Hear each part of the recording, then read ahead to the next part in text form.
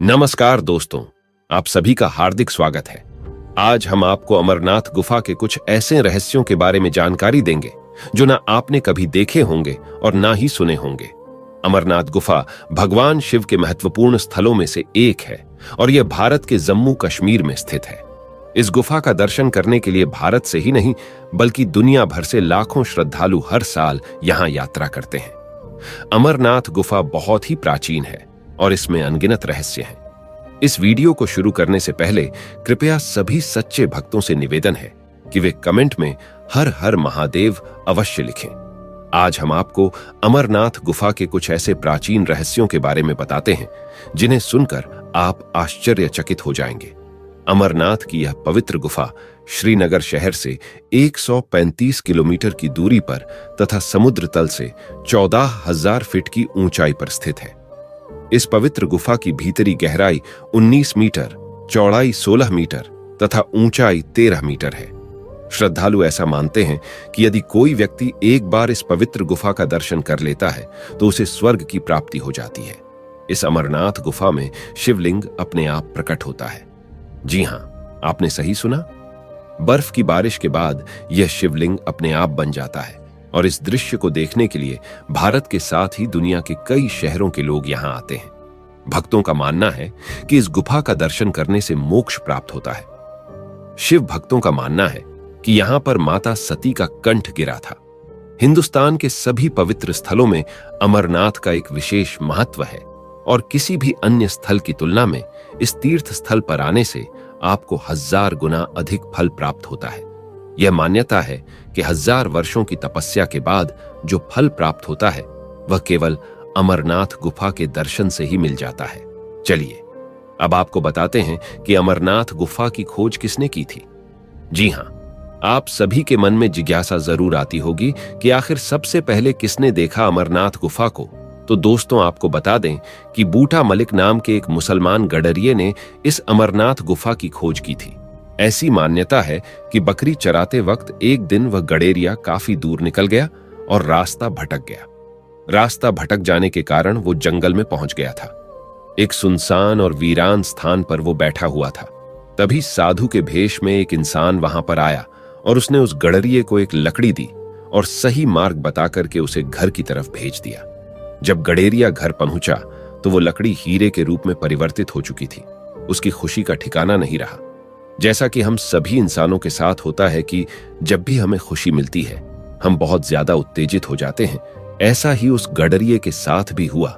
वो खुशी के मारे नाचने लगा, मगर वो वापस लौट करके जब उस स्थान पर जिज्ञासा बस आया जहां पर वह साधु उसे मिले थे, परंतु उसे वहां कोई भी नहीं दिखा।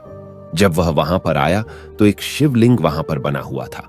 इसीलिए ऐसी मान्यता है कि इस स्थान पर आने वालों को भगवान भोलेनाथ स्वयं दर्शन देते हैं। अमरनाथ गुफा वहां इकलौती गुफा नहीं है, बल्कि अमरावती नदी के पास से जब आप गुजरते हैं तो कई छोटी छोटी गुफाएं आपको देखने को मिल जाएंगी। ऐसी मान्यता है कि भगवान भोलेनाथ ने माता पार्वती को अमर कथा इसी स्थान पर सुनाई। यहाँ पर जो भी श्रद्धालु पूजा करने जाते हैं उनको कबूतरों का एक जोड़ा दिखाई पड़ता है। कहते हैं कि अमरता की कथा सुनते सुनते देवी पार्वती को नींद आ गई थी। उस समय वह कथा 2 कबूतरों ने सुन ली थी। जब कथा समाप्त हुई और भगवान शिव का ध्यान माता पार्वती पर गया तो उन्होंने पार्वती जी को सोया हुआ पाया। तभी महादेव की नजर उन दोनों कबूतरों पर पड़ी। उन्हें देखते ही महादेव को उन पर क्रोध आ गया और उन्हें भस्म करने के लिए अपनी तीसरी आंख खोल ली। फिर दोनों कबूतर महादेव के पास आकर बोले कि हे भोलेनाथ, हमने तो आपकी अमर कथा सुनी है। यदि आप हमें मार देंगे तो आपकी अमर कथा झूठी हो जाएगी। कहते हैं कि इस पर महादेव ने उन दोनों कबूतरों को वरदान दिया कि वे सदैव उसी स्थान पर शिव और पार्वती के प्रतीक के रूप में वहां रहेंगे और यही कारण है कि ये दोनों कबूतर आज भी इसी जगह पर देखे जाते हैं। दोस्तों, आपको जानकर हैरानी होगी कि जहां एक तरफ यहां पानी जमा देने वाली ठंड पड़ती है और यहां सब कुछ जम जाता है, लेकिन इसके बावजूद इन दोनों कबूतरों को आज तक कुछ भी नहीं हुआ। ऐसी मान्यता है या ऐसा माना जाता है कि यह जोड़ा कोई और नहीं है बल्कि भगवान शंकर और माता पार्वती जी हैं और जिस किसी को भी यह जोड़ा दिख जाता है वह धन्य हो जाता है, उसे मोक्ष मिल जाता है। चलिए अब आपको इस अमरनाथ गुफा के पीछे का रहस्य बताते हैं। एक बार देव ऋषि नारद भगवान भोलेनाथ से मिलने कैलाश पर्वत पर गए, परंतु भोलेनाथ वहां पर नहीं थे। वहां पर सिर्फ माता पार्वती बैठी हुई थी।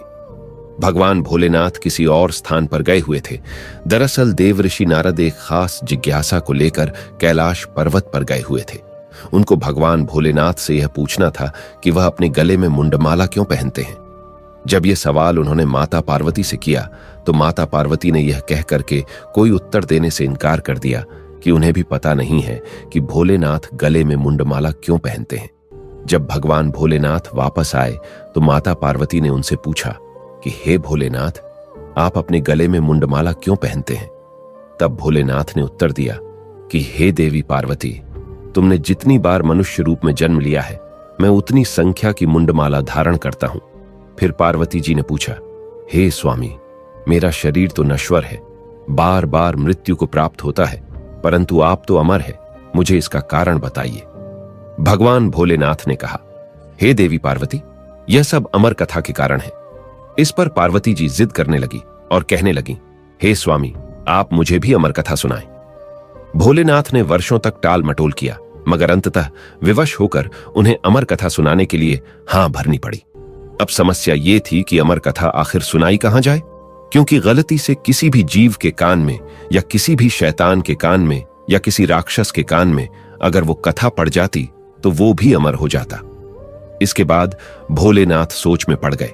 फिर काफी सोचने के बाद भोलेनाथ माता पार्वती को साथ लेकर के इसी अमरनाथ गुफा में पधारे और देवी पार्वती को अमर कथा सुनाई। ऐसी मान्यता है कि रक्षाबंधन वाले पूर्णमासी के दिन भगवान भोलेनाथ स्वयं इस गुफा में पधारते हैं। अमरनाथ गुफा से संबंधित अमरेश महादेव की कथा भी बहुत ही प्रचलित है। इसके अनुसार आदिकाल में जब संसार की उत्पत्ति हुई तब देवता, ऋषि, पितर, गंधर्व, सर्प और राक्षसों की भी उत्पत्ति हुई। तब देवतागण मृत्यु के वश में पड़े हुए थे। फिर सभी देवता घबराकर भगवान भोलेनाथ के दरबार में पहुंचे। उन सभी को मृत्यु का डर सता रहा था। वो लोग डर के मारे भगवान भोलेनाथ की स्तुति करने लगे तथा अपनी समस्याओं का निदान पूछने लगे।